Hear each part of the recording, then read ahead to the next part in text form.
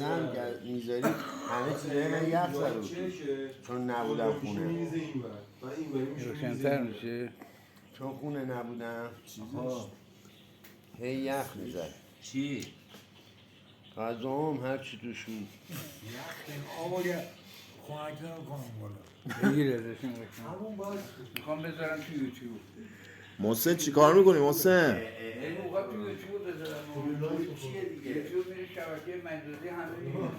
خدا. محسن چی کار داری میکنی؟ چی دارم برای تو خربوزه قاچی کنم مگه ما خربزه گوسفندیم؟ است؟ تو رجون نونه است. مگه ما گوسفندیم؟ خربزه توش چی داره؟ طالبیای جدید مثل چیز بیرزن میمونه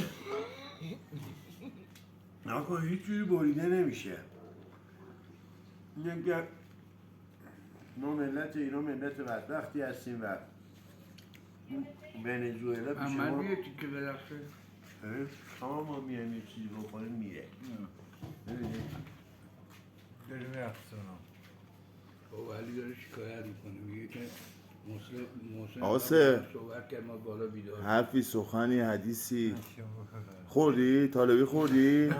بخور یه بار دیگه ما ببینیم نه میبرم نمیخورم مهندس خوب میکنه ها به خدا بستگی به روز امروز خیلی گرفتار بودم نرفتم چه رفیقم رفتم میشه دیگه این دنبه میمونه چرا اینجوری آره. خورد نیست. نه دنبه چیه؟ بابا دنبه کجا بود؟ حسین چی دهنته حسین؟ دنبه که بابا این خورده طالبی گندیدهایی که از کنار خیابون جمع کرده آورده برای ما. به خیابون داره بگندیده است که ما نمیدونیم اقلا میخواید ما بیایم تو بانده یه چیز درست بیاد. خیلی بیا قطعش قطعش